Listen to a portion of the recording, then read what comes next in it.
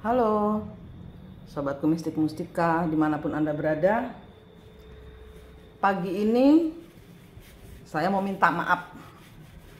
Tadi malam saya mau live, kita mau melaksanakan jadwal seperti yang saya sebutkan di hari sebelumnya, tapi tidak diizinkan oleh para leluhur, disuruh nunggu 1 hari gitu katanya. Supaya apa? Supaya kalian bisa mengecek siapa di antara kalian ini yang masih kesurupan. Nah bener, masuk ke WhatsApp saya. Saya nggak live, banyak orang nuduh-nuduh kesurupan. Bilang katanya saya blokir mereka. Saya disuruh nunggu untuk ngecek. Jadi kalian itu dalam pengajaran yang kalian terima melalui YouTube saya, melalui media sosial yang saya berikan tentang kesurupan, Anda ini loh yang harus ngecek. Anda ini yang kesurupan. Menuduh-nuduh, kemarin ini banyak orang menuduh-nuduh saya, nggak cuma satu ya, nggak cuma satu orang menuduh-nuduh saya begini. Saya nggak jawab. Saya bilang, oh kamu kesurupan. Sudah dicek lagi hatinya kalian masing-masing.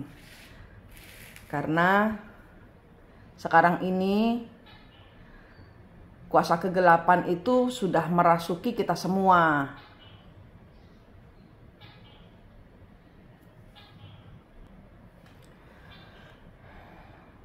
Saya ini kan ngajarin ilmu ketemu kembar jiwa. Kembar jiwa itu tempatnya itu berada di 4. Kembar jiwa itu kalian berada di suwung 4, itu adalah Anda ketemu dengan diri Anda sendiri. Selalu kembalikan diri Anda ke 4, ke suwung, ke 0. Karena dari 0 ini adalah penjembatan antara sejatinya dirimu, kehidupanmu di 3 dimensi atau di kehidupan ini dengan alam gaib, alam halu, alam leluhur. Gaib itu halu, tapi nyata tapi halu. Di 5 dimensi. 5 dimensi itu alam leluhur, di mana leluhur meminta pertolongan kita, tapi kadang-kadang kita karena tidak bisa mengendalikan diri, karena kita tidak suwung, kita tidak memegang sejatinya diri kita bersama Tuhan, sehingga kita sering diputarbalikkan oleh gaib. Oleh kekuatan-kekuatan gaib, kita sering bingung, kita sering diputarbalikkan, kita sering dicuci otak, kita sering dibuat ragu-ragu. Kalau kita pegangan Tuhan, kita 0, kita tuh nggak bisa apa-apa. Selalu begitu, selalu posisikan Anda pada saya nggak bisa apa-apa. Sehingga Anda tidak memakai kekuatan Anda sendiri. Pada saat kita sudah menyatakan diri kita tidak bisa apa-apa, saya tidak bisa apa-apa tanpamu Tuhan, itu kita tidak jalan sendiri, malaikat yang akan jalan di depan kita. Tapi kalau kalian merasa sok sudah bisa, sudah ketemu kembar jiwanya, saya sudah bisa menundukkan, menaklukkan leluhur, kalian sombong. Pada saat Anda merasa bisa, Anda dibuat tidak bisa. Pada saat Anda tahu di mana letaknya harta Soekarno, harta Soeharto, harta Majapahit, harta Pajang, harta ini, harta itu, semua yang ada di dimensi gaib, Anda tahu. Tapi Anda masih memakai kekuatan secara kotor Anda, merasa sanggup. Pada saat itu juga Anda akan dibuat tidak sanggup. Banyak sekali orang gila menanti sesuatu yang tidak ada. Kenapa? Ya karena kalian tidak kembali ke sejatinya diri kalian. Kalian diperdaya oleh halusinasi leluhur. Tinggikan, nolkannya kepada Tuhan. Bahwa kita tuh nggak bisa apa-apa tanpa Tuhan. Jadi jangan mengolah segala sesuatu berdasarkan bisikan. Oh katanya ada yang bisikin saya, katanya Bu Manik blokir saya. Oh ada yang bilang katanya Bu Manik marah sama saya. Oh ada yang bilang katanya Bu Manik ini ngajarin yang enggak-enggak. Oh, ya terserah kalian. Karena ya itu saya bilang, saya nggak akan nanggepin bisikan-bisikan gaib yang ada di kepala kalian, yang kalian tangkap. Karena apa? Karena kalian merasa bisa, sehingga kalian dibuat tidak bisa. Sehingga kalian menuduh-nuduh. Gitu. Kemarin saya nggak boleh, sama leluhur nggak boleh live untuk kalian. Nah ini 7 hari ke depan, saya sudah diikat sama pekerjaan di 3 dimensi. Perusahaan usaha saya dikasih orderan 5 kali lipat daripada yang kemarin saya bilang saya dapat harta amanah dari Tuhan, yang sejatinya dari Tuhan, harta amanah, karena saya berhasil membawa banyak orang untuk bertemu sejatinya diri mereka. Saya dikasih rezeki. Nah ini ditambahin sama Tuhan, saya disuruh mundur dari dunia leluhur untuk napak ke alam sejatinya ini, alam manusia, sejatinya manusia ini, kita ini hidup di dunia ini. Itu nggak cuman halu, nggak cuman di media sosial, nggak cuman di alam maya. Kembali ke sejatinya diri kalian yang sekarang ini napak tanah, bersatu dengan Tuhan, bersatu dengan sosial.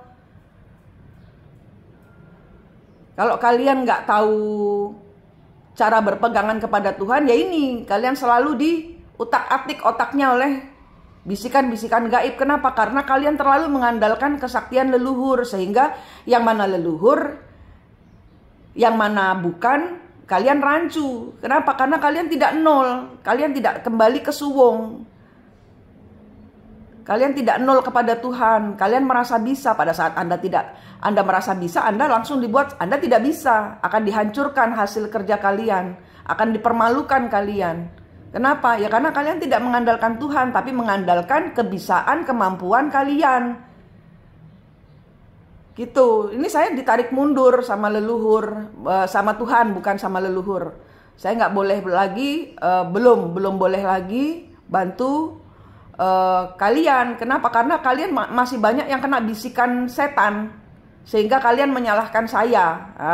Itu dia. Nah saya udah bilang dari awal, kalau kalian ngikutin saya, kalian ngikutin bahwa tinggalkan semua kecewa Anda ke Tuhan. Cari kembar jiwa Anda, cari sejatinya diri Anda, cari leluhur di belakangmu dan di belakang pasanganmu yang bertengkar denganmu. Cari leluhur di belakangnya anak-anak, cari leluhur di belakangnya orang tua, cari leluhur di belakangnya orang ketiga. Lepaskan diri kalian dari ikatan para leluhur. Supaya apa? Supaya kalian gak kesurupan. Hidup kalian itu hidup kalian, bukan kehidupan kalian yang dipakai oleh leluhur. Hari ini malam tadi saya terima rezeki lagi dari Tuhan, hasil dari harta amanah yang sejatinya dari Tuhan, hasil kerja 5 kali dari yang kemarin saya terima. Jadi saya akan repot 1 minggu ini di dapur bikin lilin, ini mempersiapkan orderan orang. Coba saya disuruh mundur. Karena apa? Karena kalian banyak yang halusinasi. Masih banyak dari kalian yang terjebak di alam mimpi. Masih banyak yang keblinger ngikutin tarot dan menuduh-nuduh pasangan kalian, anak kalian, ibu kalian, tetangga kalian berdasarkan tarot random, tarot yang secara umum. Otak kalian itu nggak bersih.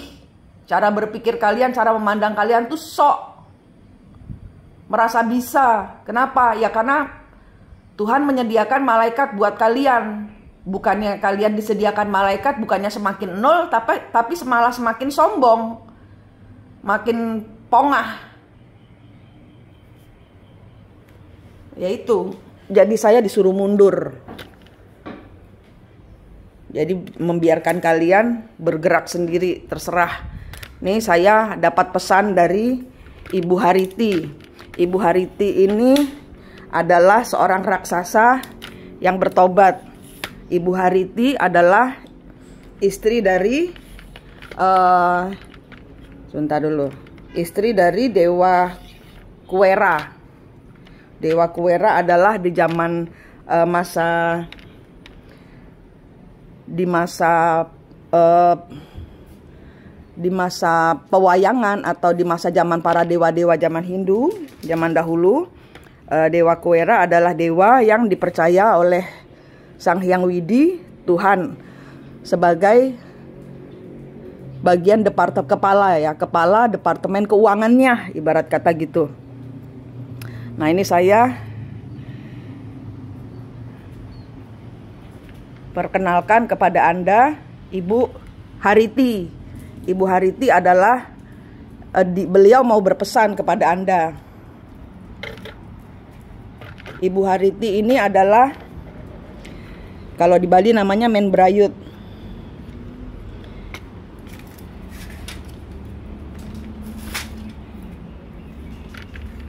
Bentar dulu, saya atur.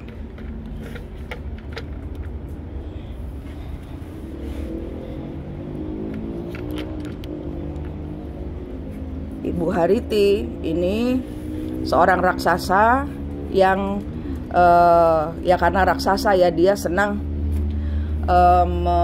memakan dulu, zaman dahulu tuh memakan anak. Kemudian ratusan anak. Jadi Ibu Hariti ceritanya pun ada banyak versi. Jadi ini adalah ibu raksasa yang bertobat. Beliau pemakan anak. Kemudian salah satu anaknya diambil oleh dewa sama Buddha, Siddhartha Buddha Gautama. Kemudian beliau bertobat karena merasakan artinya kehilangan anak. Ibu ini adalah sekarang pembela anak-anak. Ibu ini yang akan bertindak ya. Saya mendapat pesan dari beliau, saya disuruh mundur, beliau yang akan bertindak. Kalau ada raksasa di belakang kalian, kalian harus cepat lari ke Tuhan. Karena ibu ini tidak akan terima kalau kalian menyepelekan anak-anak Anda. Sok merasa terzolimi sendiri, padahal kalian merasa terzolimi, kalian gak sadar tugas kalian sebagai ibu itu melindungi anak-anak. Tugas kalian sebagai bapak itu melindungi anak-anak. Leluhur inilah yang berpesan kepada saya yang akan maju, tolong saya di posting. Karena ibu ini akan menjadi pelindung anak-anakmu dan ngeplak kepala bapak ibunya yang menyepelekan anak-anaknya. Dia yang akan menjitak kepala Anda. Kalau Anda tidak sayang kepada anak Anda, kalau Anda tidak menjaga anak-anak Anda. Jangan sok menjadi istri yang baik, istri yang terzolimi, suami yang terzolimi. Sibuk aja mikir selingkuhan, sibuk aja mikir suami diambil orang. Udah saya bilang, itu adalah ulah inkubus, sukubus. Sepasang demit, sepasang setan. Yang memang yang satu bertugas menggoda suamimu, yang satu bertugas menggoda istrimu. Sehingga anak-anak di dalam keadaan tidak berdaya. Sehingga itulah yang dicari, itulah yang diambil sama kuasa kegelapan sebenarnya. Dan kalian kalau tidak melindungi anak-anak, Ibu Hariti inilah yang akan maju, ngeplak kepala Anda, nendang ke pantat Anda, menjatuhkan Anda untuk Anda selalu takut pada Tuhan.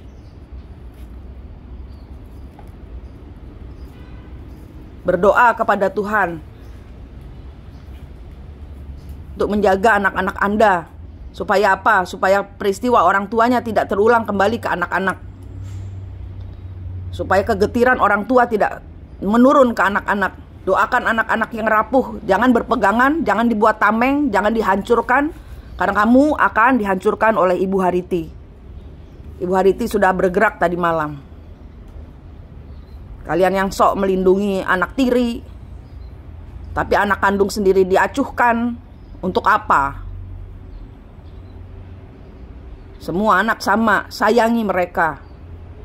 Masa depan mereka di tangan orang tua, tapi orang tua sekarang banyak yang kacau pikirannya. Sibuk mendermakan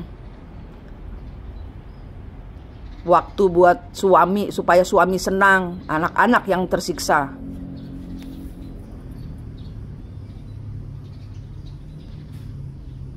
Saya disuruh mundur karena banyak dari kalian tidak menghargai saya.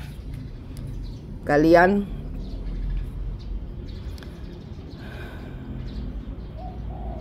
kalau di belakang kalian ada Ibu Hariti, bila minta maaf, berarti kalian itu menjadi target, diketak kepalanya sama Ibu Hariti. Bukan karena beliau jahat, tapi karena beliau adalah raksasa yang bertobat, yang di zaman dahulu dia pun melakukan kesalahan dan dia mempersembahkan dirinya, sama seperti saya mempersembahkan dirinya untuk melindungi anak saya.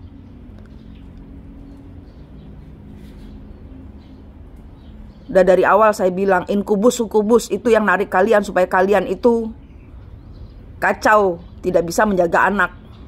Dilepaskan dari anak-anak biar bertarung, bertengkar dengan anak.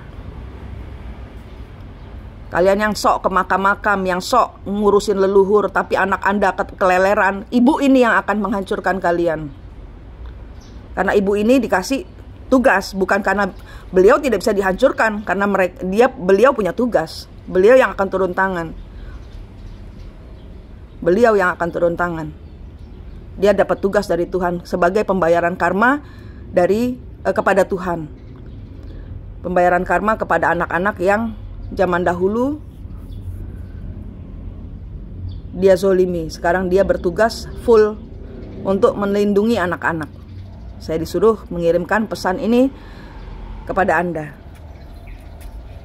Beliau adalah istri dari Dewa Kuera. Ini adalah Dewa Kuera.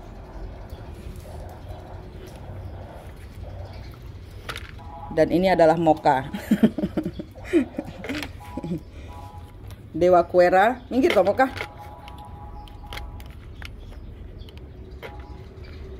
Dewa Kuera ini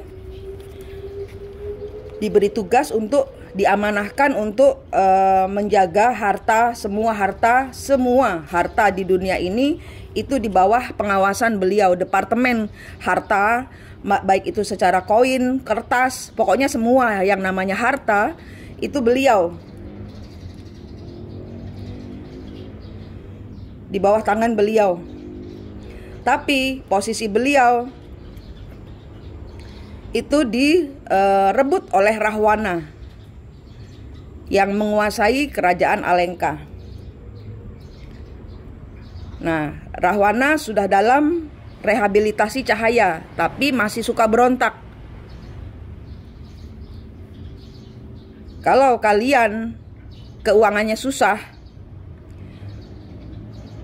bayangkan hutang, ya. Bayangkan kalian punya hutang apapun juga, misalnya uang 1 juta, tanah belum ditebus, di Pegadaian, emas belum ditebus di Pegadaian, Anda belum bisa ngambil karena tidak punya uang, tidak kunjung datang juga uangnya. Itu mungkin ada dari kalian yang leluhurnya seperti Rahwana, meroyok punyanya orang. Nah, saya hari ini saya kan sudah dipulihkan keuangannya, tinggal membayar apa yang itu saya yang diperintahkan untuk uang yang datang itu untuk membayar segala sesuatu yang saya butuhkan untuk membayar hutang saya ke Pak Latif, ke Mbak Ani. Itu ada ada hutang, ada ke Pak Gunawan. Saya minta sama Tuhan untuk dilunasi hutang-hutang saya, dan saya sekarang harus fokus ke mereka. Kamu juga sama, kalian juga sama. Kalau punya hutang seperti saya, misalnya kalian hutang 1 juta ke teman Anda gitu ya. Misalnya Anda hutang ke Mbak A gitu misalnya ya, ke Mbak A. Nah, Anda pinjam uang 1 juta ke Mbak A. Bayangkan Anda taruh uang nyawanya uang itu di dalam koper, di dalam tas. Taruh uang 1 juta di dalam tas, Anda kembalikan. Anda bayangkan di depan Anda ada si Mbak A ini. Mbak, ini uang yang saya pinjam, saya kembalikan dulu nyawanya. Saya akan bermohon kepada Tuhan untuk melunasi dalam bentuk 3 dimensinya. Ini nyawanya. Secara 5 dimensi Anda bayar dulu. Dan doakan supaya Mbak A rezekinya bertambah-tambah. Kemudian tambahkan lagi 1 koper uang berisi 1 nilai yang sama. Misalnya Anda utang 1 juta, Anda kembalikan 1 juta, Anda tambahin lagi 1 juta plus 1 keranjang berlian supaya Mbak bisa bersinar, dijauhkan dari mara bahaya, diberikan berkat berkelimpahan. Begitupun dengan bank. Antara Anda dengan Mbak A, antara Anda dengan bank, antara Anda dengan pegadaian, antara Anda dengan surat-surat tanah atau surat-surat gadai Anda itu ada tali. Diputus dulu itu tali atau rantainya dengan Mbak A, dengan bank-bank. Kemudian bayangkan Anda ke bank, Anda bayar dulu jumlah hutang Anda. Ini nyawanya dulu, saya berdoa sama Tuhan supaya itu namanya pembersihan. Anda minta maaf karena tidak mampu membayar dalam waktu dekat, tapi ini nyawanya saya kembalikan dulu, plus ini 1 lagi. Saya berikan ekstra 1 juta. 1 juta misalnya utang Anda ke bank. 1 juta Anda bayar dulu ke teller. Bayangkan Anda bayar ke bank. Anda bayar lagi sisanya 1 juta ini sebagai permohonan maaf saya karena belum membayar. Plus 1 keranjang berlian cahaya. Saya berdoa semoga bank ini semakin sukses, semakin dilindungi Tuhan. Diputuskan tali rantainya dari Anda, dari surat itu, dari barang yang Anda gadaikan, Anda putus semua. Terus kemudian berdoa kepada Tuhan, Tuhan saya minta maaf, saya berhutang, saya tidak bisa membayar, mohon dimudahkan pekerjaan saya. Tetap Anda harus bekerja. Namanya Anda berhutang, Anda harus bekerja. Supaya apa? Wadahnya Tuhan itu mau mengucurkan uang ada. Bagaimana Tuhan mau mengucurkan uang kalau wadah pekerjaan Anda tidak ada? Nanti kan kayak saya, tanggal 1 saya dikasih uang, saya minta uang buat anak saya sekolah. Giliran saya Tuhan untuk menyekolahkan anak saya minta rezekinya, Tuhan bereskan dulu hutang saya supaya saya bisa nabung, nggak bayar hutang. Gitu caranya. Ya, Anda harus mulai main di 3 dimensi. Anda harus jejak di 3 dimensi. Nggak usah lagi mikirin leluhur, nggak usah mikir lagi kesaktian-kesaktian. Ya, kalau disuruh-suruh leluhur, nolkan. Tuhan, ini saya disuruh gini. Menurut Tuhan bagaimana saya permudah jalan saya. Kalau memang saya harus mengikuti apa kata leluhur. Nah, Anda serahkan semuanya ke Tuhan. Jangan moro-moro nge-WhatsApp saya nuduh-nuduh sembarangan. Itu jelek energinya. Ini Bapak Kuera. Saya juga barusan ngoh ya. Kenapa? Karena mereka adalah yang kalau dari zaman kehinduan lama tahun 800-an ya, 800 sebelum Masehi, ini kedua orang ini yang menjadi Bapak Kuera dan Ibu Hariti ini yang menjadi penjaga dewa kesuburan kemakmuran. Tuhan kasih tugas ke mereka dan saat ini dikembalikan kepada mereka. Saat ini dikembalikan kepada mereka. Yang percaya saja, yang tidak percaya enggak apa-apa. Coba lihat. Di situ kan Dewi Haritinya. Di situ Bapak Kuera. Kenapa menghadap sana? Coba kalian kira-kira sendiri. Kenapa kok menghadap sana? Padahal pintunya tuh di sana. Pintu rumah saya tuh di sana. Kenapa kok Dewa Kuera dan Ibu Hariti menghadapnya sana? Ini apa? Kalian lihat apa? Coba komentar. Kalian lihat.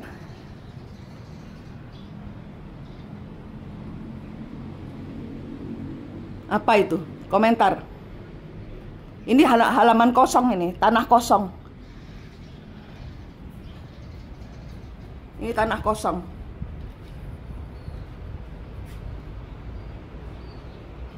Apa yang kalian lihat?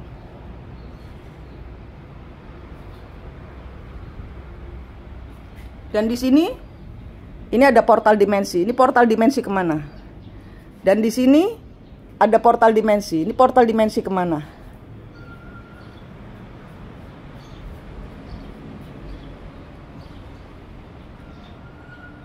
Ya, bersihkan energi kalian. Tarik seperti yang saya sampaikan kepada Anda. Rezeki saya dipulihkan pada saat saya menjaga energi perdamaian, energi cinta kasih saya kepada ibu saya dan anak saya. Rezeki saya dipulihkan. Dari merekalah berdua kekuatan saya. Jadi nggak cuma orang tua. Kalau kalian punya orang tua, nggak cuma dari orang tua. Kalian itu menjaga energi, cinta kasih. Yang penting cinta kasih, bukan melulu uang. Cinta kasihmu kepada ibu, peluk mereka, sayangi mereka secara 5 dimensi, secara gaibnya mereka, peluk mereka. Nah, maka kekuatanmu akan muncul. Ya, terutama ibu dan anak. Ibu kalian dan anak Anda itu, ya, yang kalian harus, kalau nggak ada anak, ponakan kalian peluk. Oke, ini dari Mbak Kartika ini, dari Mbak Kartika itu muncul sebagai dia di belakangnya Mbak Kartika yang saya cerita kemarin. Mbak Kartika itu dia ke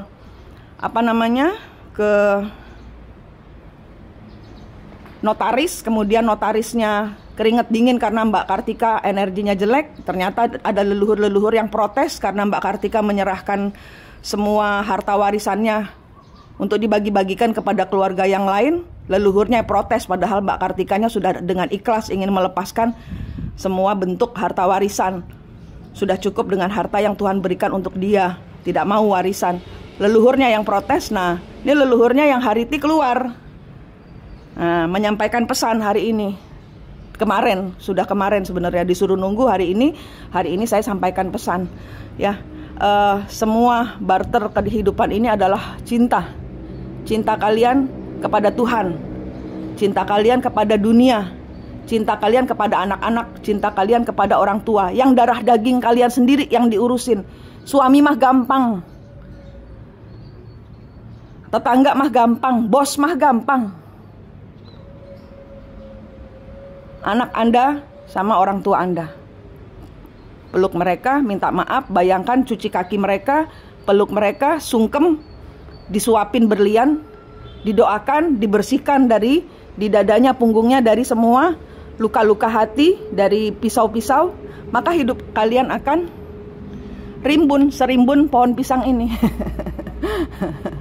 Ya, maaf, saya nggak marah, cuman saya memang disuruh narik diri. Dari seminggu ini disuruh ngurusin rezeki saya yang di 3 dimensi, karena saya minta dan diwujudkan sama Tuhan untuk saya membayar hutang kepada kawan-kawan saya dan untuk menabung buat sekolah anak saya. Ya, saya perlu memikirkan diri saya sendiri daripada saya ngurusin fitnahan-fitnahan orang-orang yang kesurupan kepada saya. Oke, Manik di sini dari Mistik Mustika. Kalau lihat tarot, berdoa dulu. Oke? Itu pesan saya.